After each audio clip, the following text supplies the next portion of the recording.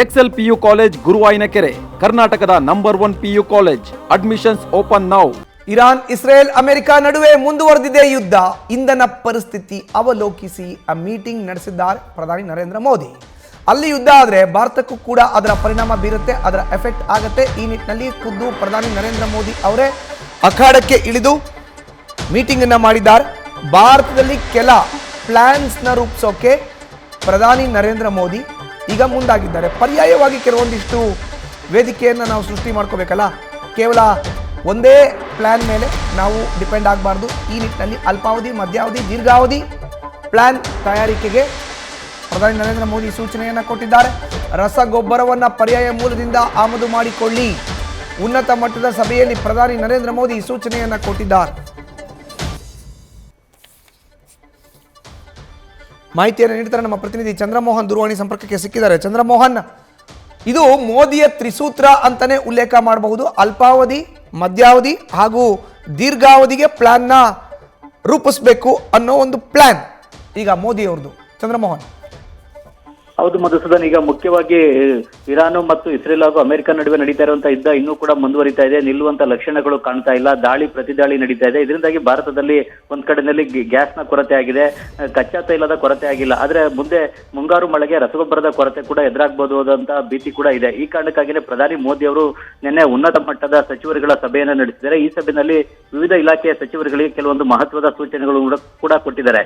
ಈಗ ಎದುರಾಗಿರುವಂತಹ ಬಿಕ್ಕಟ್ಟನ್ನು ಎದುರಿಸಲಿಕ್ಕೆ ಅಲ್ಪಾವಧಿ, ಮಧ್ಯಮಾವಧಿ ಮತ್ತು ದೀರ್ಘಾವಧಿ ಪ್ಲಾನ್ಗಳನ್ನು ರೂಪಿಸಿಕೊಂಡು ಜಾರಿಗೊಳಿಸಬೇಕು ಮತ್ತು ದೇಶದಲ್ಲಿ ರೈತರಿಗೆ, ಜನಸಾಮಾನ್ಯರಿಗೆ ಮತ್ತು ಗೃಹಿಣಿಯರಿಗೆ ಯಾವುದೇ ರೀತಿಯಾದಂತಹ ತೊಂದರೆ ಆಗದಂತೆ ಪರ್ಯಾಯ ಮಾರ್ಗಗಳನ್ನ ಅನುಸರಿಸಿ ಕ್ರಮಗಳನ್ನ ಕೈಗೊಳ್ಳಬೇಕು ಅನ್ನೋ ಒಂದು ಸೂಚನೆಯನ್ನು ಕೂಡ ಕೊಟ್ಟಿದ್ದಾರೆ. ಮಧ್ಯದಾಗಿ ಈಗ ಮುಂಗಾರು ಮಳೆ ಜೂನ್ಗೆ ಆರಂಭ ಆಗುತ್ತೆ. ಆಗ ರಸಗೊಬ್ಬರ ರೈತರಿಗೆ ಬೇಕಾಗುತ್ತೆ. ಆ ರಸಗೊಬ್ಬರವನ್ನ ಗಲ್ಫ್ ರಾಷ್ಟ್ರಗಳಿಂದ ತರಿಸ್ಕೊಳ್ಳುವ ಬದಲು ಬೇರೆ ದೇಶಗಳಿಂದ ತರಿಸ್ಕೊಳ್ಳುವ ಬಗ್ಗೆ ತೀರ್ಮಾನವನ್ನ ಕೈಗೊಳ್ಳಿ, ಬೇರೆ ರಾಷ್ಟ್ರಗಳಿಂದ ರಸಗೊಬ್ಬರವನ್ನು ಆಮದು ಮಾಡ್ಕೊಳ್ಳಿಕ್ಕೆ ಈಗಲೇ ಕ್ರಮವನ್ನು ಕೈಗೊಳ್ಳಿ ಅನ್ನೋ ಒಂದು ಸೂಚನೆಯನ್ನು ಕೂಡ ಕೊಟ್ಟಿದ್ದಾರೆ. ಅದೇ ರೀತಿಯಲ್ಲಿ ಗ್ಯಾಸ್ ಅನ್ನು ಕೂಡ ಈಗ ಅಲ್ಪಾವಧಿಯಲ್ಲಿ ಬೇರೆ ದೇಶಗಳಿಂದ ಅಂದ್ರೆ ಗಲ್ಫ್ ರಾಷ್ಟ್ರಗಳನ್ನ ಹೊರತುಪಡಿಸಿ, ಹೊರ್ಮುಜ್ ಜಲಸಂಧಿಯ ಜಲಮಾರ್ಗವನ್ನು ಹೊರತುಪಡಿಸಿ ಬೇರೆ ಜಲಮಾರ್ಗಗಳ ಮೂಲಕ ತರಿಸಿಕೊಳ್ಳಿಕ್ಕೆ ಪ್ಲಾನ್ ಅನ್ನು ರೂಪಿಸಿ ಜಾರಿಗೆ ತನ್ನಿ ಎನ್ನುವ ಸೂಚನೆಯನ್ನು ಕೂಡ ಕೊಟ್ಟಿದ್ದಾರೆ. ಅದೇ ರೀತಿಯಲ್ಲಿ ಭಾರತದಲ್ಲಿ ಉತ್ಪಾದನೆಯಾದಂತಹ ಉತ್ಪನ್ನಗಳನ್ನು ಕೂಡ ಇದುವರೆಗೂ ಭಾರತ ಗಲ್ಫ್ ರಾಷ್ಟ್ರಗಳಿಗೆ ರಫ್ತನ್ನು ಮಾಡ್ತಾ ಇತ್ತು. ಈಗ ಗಲ್ಫ್ ರಾಷ್ಟ್ರಗಳನ್ನ ಹೊರತುಪಡಿಸಿ ಬೇರೆ ಯಾವ ಹೊಸ ರಾಷ್ಟ್ರಗಳಿಗೆ ನಾವು ರಫ್ತನ್ನು ಮಾಡಲಿಕ್ಕೆ ಸಾಧ್ಯ ಅನ್ನೋದನ್ನ ಗುರುತಿಸಿ ಆ ರಾಷ್ಟ್ರಗಳಿಗೆ ಭಾರತದ ಉತ್ಪನ್ನಗಳನ್ನ ರಫ್ತು ಮಾಡುವ ಬಗ್ಗೆನೂ ಕೂಡ ಕ್ರಮವನ್ನು ಕೈಗೊಳ್ಳಬೇಕು ಮತ್ತು ಭಾರತದ ಉತ್ಪನ್ನಗಳಿಗೆ ಹೊಸ ರಾಷ್ಟ್ರಗಳ ಮಾರುಕಟ್ಟೆಗಳನ್ನು ಕೂಡ ಹುಡುಕಿಕೊಳ್ಬೇಕು. ಆ ನಿಟ್ಟಿನಲ್ಲೂ ಕೂಡ ಕ್ರಮವನ್ನು ಕೈಗೊಳ್ಳಬೇಕು ಅನ್ನೋ ಒಂದು ಸೂಚನೆಯನ್ನು ಕೂಡ ಕೊಟ್ಟಿದ್ದಾರೆ.